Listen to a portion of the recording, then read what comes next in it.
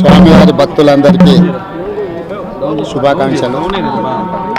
తెలంగాణ రాష్ట్ర ప్రభుత్వం ఏర్పడిన తర్వాత స్వామివారి దర్శనం చేసుకోవాలని ప్రయత్నం చేసిన ఎన్నికలు స్థానిక పరిపాలనలో కాస్త సమయం దొరకకపోవడం వల్ల ఈరోజు స్వామివారిని దర్శించుకున్నాం.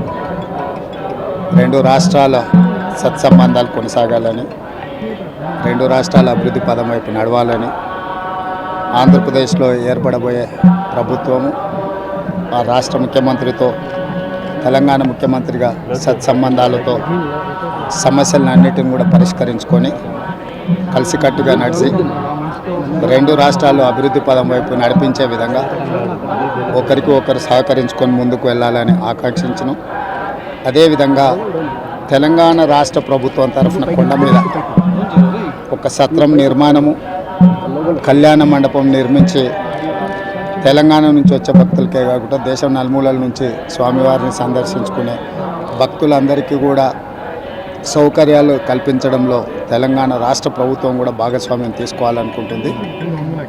ఈ ఫలితాల ప్రక్రియ ముగిసిన తర్వాత తప్పకుండా తెలంగాణ రాష్ట్ర ప్రభుత్వం తరఫున సత్ర నిర్మాణానికి అవకాశం ఉంటే కళ్యాణ మండపం నిర్మించి స్వామివారి సేవ కొనసాగించాలని రాష్ట్ర ప్రభుత్వం భావిస్తుంది. తప్పకుండా తొందరలోనే ఆంధ్రప్రదేశ్ ముఖ్యమంత్రిని కలిసి విజ్ఞప్తి చేసి ఇక్కడ స్వామివారి సేవలో తెలంగాణ రాష్ట్ర ప్రభుత్వం కూడా భాగస్వామ్యం తీసుకోవాలని కోరుకుంటున్నాం.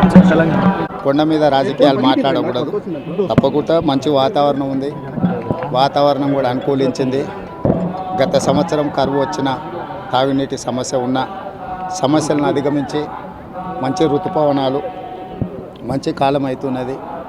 వానలు పడాలి, పంటలు పండాలి, రెండు రాష్ట్రాలు సుభిక్షంగా ఉండాలనే మా ఆలోచన.